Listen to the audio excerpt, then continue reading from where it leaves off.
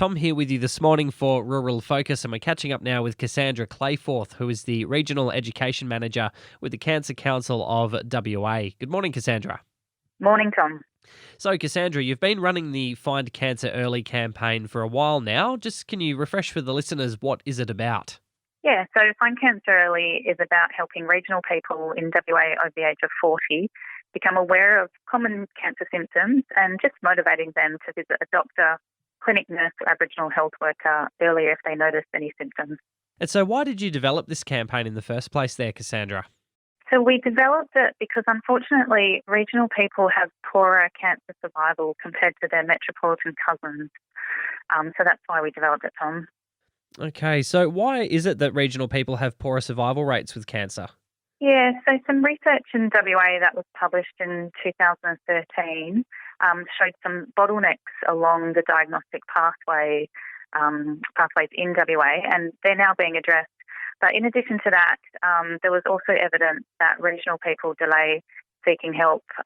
In that study, regional cancer patients actually mentioned travel as a barrier, and some said that they delayed making appointments until there were several reasons to visit another town. They also said they thought their symptoms were due to other reasons. So, for example, they thought urinary symptoms could be due to ageing, fatigue. They thought could be due to excessive workload, weight loss due to dietary changes, and rectal bleeding due to piles or hemorrhoids. So they didn't actually realise they were all symptoms of cancer.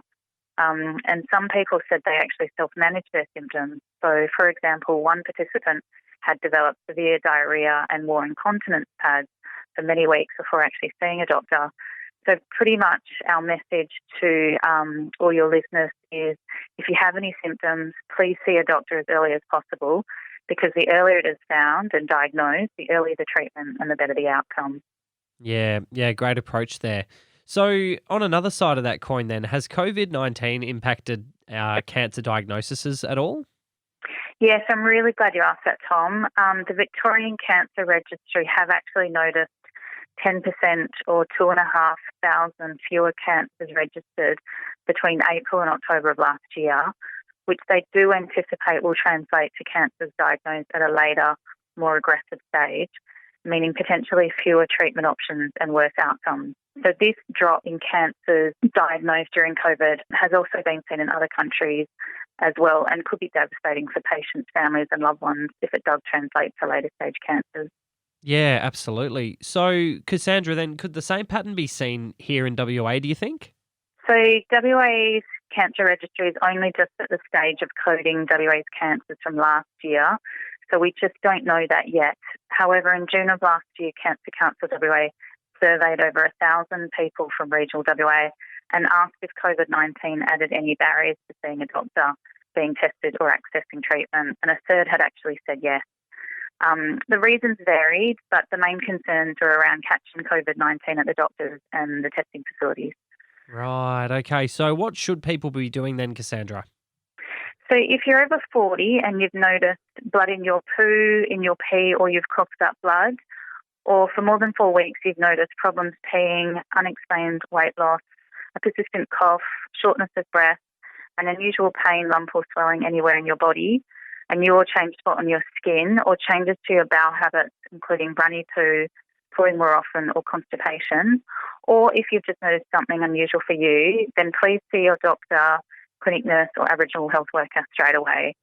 I just also want to flag that GP clinics, pathology centres and hospitals are experts in both preventing and detecting infectious diseases. So they follow best practice guidelines to minimise the risk of transmission for all infections, including COVID-19. And if any listeners are concerned, they can ask receptionists when they call about what to expect and what steps those places have put in place to keep people safe. In some cases, appointments can be made by phone or telehealth. And Cancer Council WA also has 2 very inexpensive self-catered accommodation lodges in Perth for cancer patients and their carers from regional WA to stay at while they access treatments and appointments in the Perth metropolitan area. And they've put in place a range of social distancing and hygiene protocols to ensure guests are safe. So please don't let COVID-19 put you off getting a symptom check, and please don't self-manage your symptoms. think of your future self, your family and your loved ones and see a doctor, clinic nurse or Aboriginal health worker straight away. So just in closing then there, Cassandra, where can people go to find out more information? Yeah, they can visit findcancerearly.com.au or call 13 11 20. Cassandra, great to catch up with you this morning. Thank you for sharing that very important message with us here today. Yeah, thank you very much for your time, Tom.